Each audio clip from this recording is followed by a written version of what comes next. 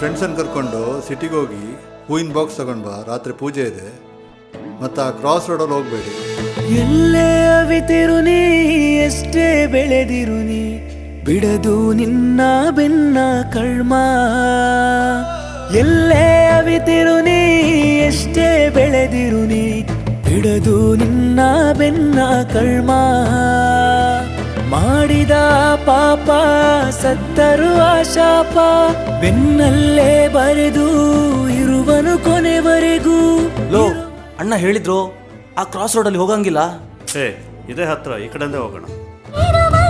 ಕೊನೆವರೆಗೂ ನಿನ್ನನ್ನೇ ಹಿಂಬಾಲಿಸುವ